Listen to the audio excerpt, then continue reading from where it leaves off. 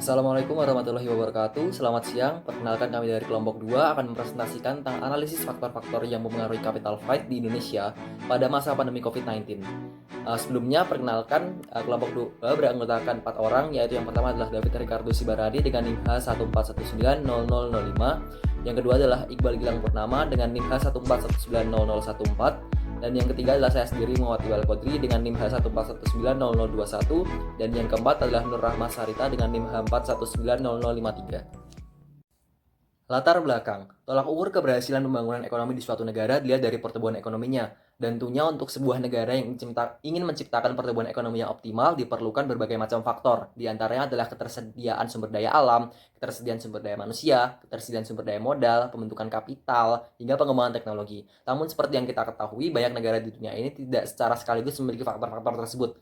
Sehingga negara-negara tersebut cenderung melakukan kerjasama dengan negara lain atau negara asing untuk memenuhi faktor-faktor yang tidak dimilikinya tadi, sehingga negara tersebut dapat dikategorikan menjadi negara dengan perekonomian terbuka. Negara dengan perekonomian terbuka salah satunya adalah Indonesia. Akibat Indonesia menerapkan perekonomian terbuka ini pada tahun 2019 bulan Februari, menurut catatan Indonesia berhasil meraup capital inflow sebesar 45,9 triliun. Namun akibat pandemi COVID-19 pada tahun 2020 awal, terjadi capital flight ataupun capital outflow ataupun arus modal keluar sebesar 171,6 triliun. Nah, berdasarkan kejadian tersebut, ternyata tidak hanya faktor-faktor kesehatan akibat pandemi yang menyebabkan capital inflow. Menurut Chandra pada tahun 2010 terdapat 9 faktor yang mengaruhi capital flight yang terjadi. Yang pertama adalah ada real effective exchange rates atau REER, tingkat suku bunga dalam negeri, tingkat suku bunga US, utang luar negeri, pertumbuhan ekonomi, tingkat inflasi, foreign direct investment atau FDI, cadangan devisa, dan yang terakhir ke-9 adalah current account deficit. Nah, berdasarkan penjabaran dari latar belakang di atas, kelompok kami ingin meneliti faktor-faktor apa saja yang mempengaruhi capital flight di Indonesia pada masa pandemi COVID-19. Sehingga diangkatlah penelitian ini dengan judul Analisis Faktor-Faktor yang Mempengaruhi Capital Flight di Indonesia pada masa COVID-19. Selanjutnya, tinjauan pustaka. Yang pertama ada definisi capital flight. Definisi pelarian modal atau capital flight sendiri oleh Al-Wani tahun 2005 adalah yang pertama, capital flight merupakan arus modal keluar negara berkembang dan tidak memperhatikan latar belakang mengapa arus modal tersebut keluar. Yang kedua, capital flight dikategorikan sebagai arus modal keluar jangka pendek untuk spekulasi. Lalu yang ketiga, capital flight merupakan penyalahgunaan hutang luar negeri yang sumber investasinya untuk pembangunan perekonomian. Selanjutnya ada Real Effective Exchange Rate atau REER. REER merupakan indikator dalam menentukan nilai mata uang suatu negara relatif terhadap mata uang negara lainnya, serta telah dikoreksi dengan tingkat inflasi pada tahun tertentu. Lalu, selanjutnya ada suku bunga. Suku bunga merupakan harga atau pinjaman yang dibayarkan sebagai dana pinjaman tersebut. Lalu menurut Novianto, tahun 2011 suku bunga dikategorikan menjadi dua, yakni ada suku bunga real. Suku bunga real merupakan suku bunga yang telah dikoreksi dengan inflasi. Lalu selanjutnya ada suku bunga nominal. Suku bunga nominal adalah suku bunga dalam nilai uang yang merepresentasikan sejumlah rupiah untuk setiap satu rupiah yang diinvestasikan. Lalu ada utang luar negeri. Menurut Udara 2006, utang luar negeri adalah penjumlahan dari seluruh pinjaman resmi dalam bentuk kas ataupun aktiva lainnya. Selanjutnya ada pertumbuhan ekonomi. Pertumbuhan ekonomi didefinisikan sebagai perkembangan kegiatan perekonomian yang menyebabkan tingginya barang dan jasa yang diproduksi sehingga meningkatkan kesejahteraan masyarakat. Menurut Jamalia tahun 2018. Lalu yang keenam ada tingkat inflasi. Inflasi adalah kenaikan tingkat harga umum yaitu barang-barang, jasa-jasa maupun faktor produksi menurut Samuelson dan Nordhaus tahun 2001. Lalu yang ketujuh ada cadangan devisa. Menurut Rizik 2006 berpendapat bahwa cadangan devisa merupakan jumlah dari valuta asing yang dimiliki oleh pemerintah serta swasta dalam sebuah negara. Selanjutnya, pembahasan.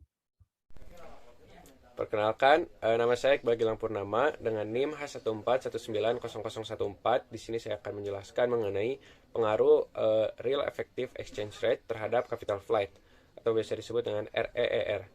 REER yang turun menunjukkan nilai tukar yang terdepresiasi karena harga barang di luar negeri lebih murah sehingga volume impor bertambah. Kondisi ini membuat pemodal enggan memegang mata uang domestik, maka pemodal pun akan melarikan modalnya ke luar negeri sehingga akan meningkatkan nilai capital flight. Sebaliknya, apabila indeks RER suatu negara naik atau baik, maka nilai tukar negara tersebut terapresiasi sehingga akan meningkatkan volume ekspor. Kondisi ini tentunya akan membuat para pemodal untuk semakin tertarik untuk memegang mata uang domestik sehingga akan menurunkan nilai dari capital flight itu sendiri. Namun tidak berpengaruhnya real effective exchange rate capital flight disebabkan oleh pemilik modal yang tidak memperhatikan pergerakan atau besarnya dari indeks RER ini. Mereka terfokus pada besarnya keuntungan ataupun resiko yang akan mereka peroleh manakala menanamkan modalnya di suatu negara. Hal ini dicerminkan oleh nilai mata uang nominal yang dijadikan alat pembanding nilai mata uang domestik dari masing-masing negara. Yang kedua ada pengaruh perbedaan suku bunga domestik dengan suku bunga Amerika Serikat terhadap capital flight. Asumsi dasar perbedaan suku bunga adalah bahwa pasar bekerja secara efisien. Investor akan memiliki informasi yang sempurna dan akan membandingkan imbal hasil yang diterima di pasar domestik, itu Indonesia, dengan di pasar Amerika Serikat. Karena ada perbedaan suku bunga dalam negeri, yaitu BI 7-day repo rate terhadap Amerika Serikat, the Fed rate, menunjukkan bahwa terdapat perbedaan imbal hasil yang diberikan suatu instrumen investasi yang ditawarkan pada kedua negara tersebut.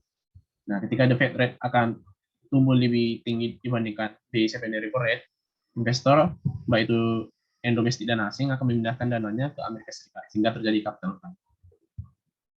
Nah, pada periode kuartal 2 tahun 2019, sebelum terjadinya pandemi COVID-19, terjadi aliran dana keluar mencapai 50 miliar US dollar atau sekitar 70 triliun rupiah dengan selisih bunga sekitar 3%.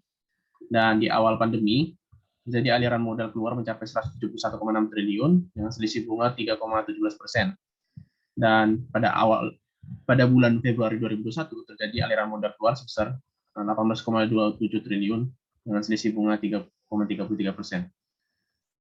Bila kita lihat di sini,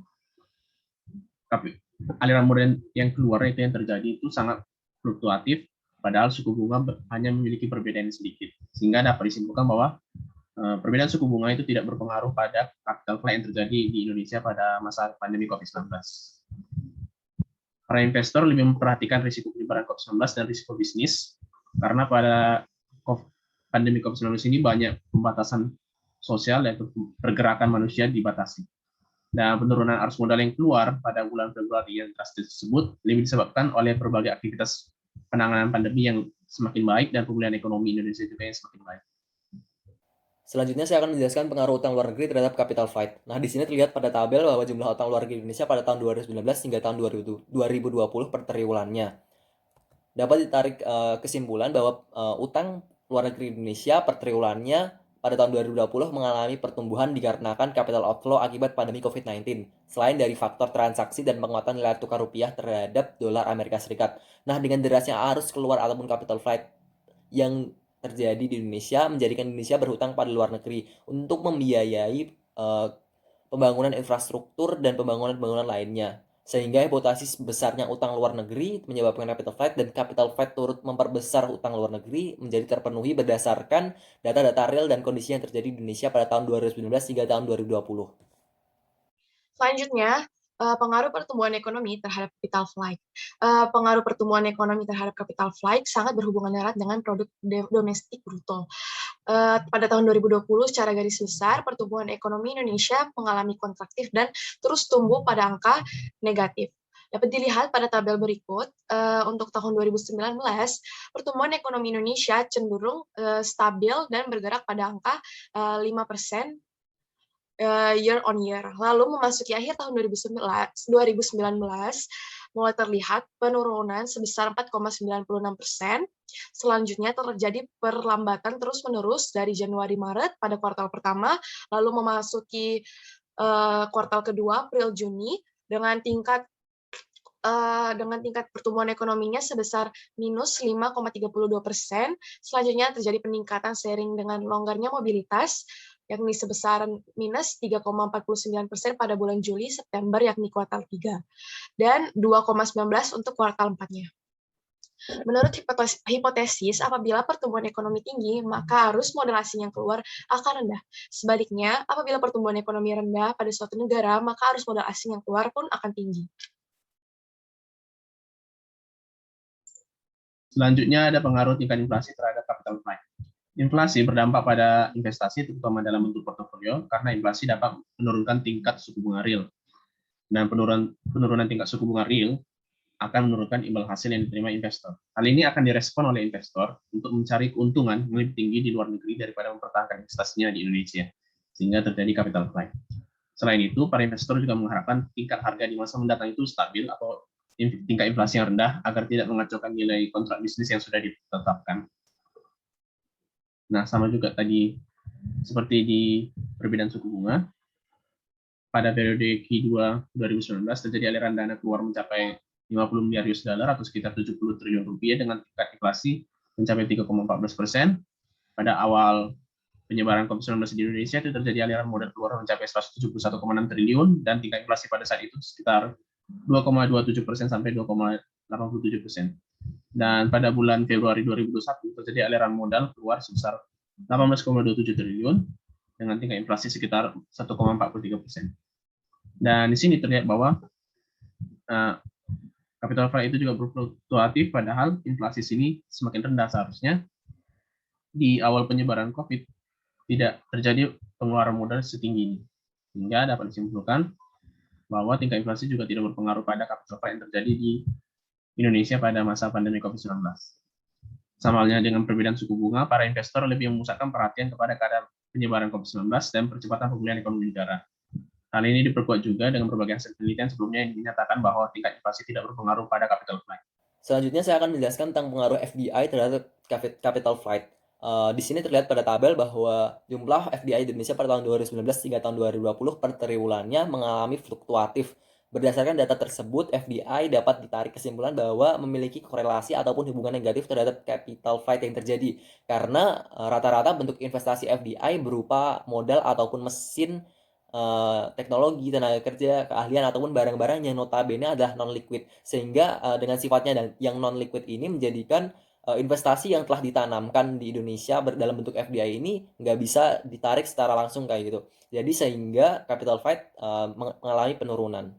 Pembahasan selanjutnya mengenai pengaruh cadangan devisa terhadap capital flight. Cadangan devisa Indonesia per akhir tahun 2019 tercatat sebesar 129,2 miliar US dollar. Sedangkan cadangan devisa per akhir tahun 2020 tercatat sebesar 135,8 miliar US dollar. Hal tersebut mencerminkan adanya surplus pada cadangan devisa sebesar 6,7 miliar US dollar dari tahun 2019 ke tahun 2020. Berikut tabel cadangan devisa Indonesia per tahun 2019 sampai 2020. Cadangan devisa Indonesia pada tahun 2019 cenderung berada pada angka 120 miliar US dollar dan terjadi peningkatan pada tahun 2020 dan berada pada angka 130 miliar US dollar. Variabel pengaruh cadangan devisa terhadap capital flight, yakni apabila cadangan devisa suatu negara surplus, maka arus modal asing yang keluar akan sedikit. Dan sebaliknya, apabila cadangan devisa defisit, maka arus modal asing yang keluar akan tinggi.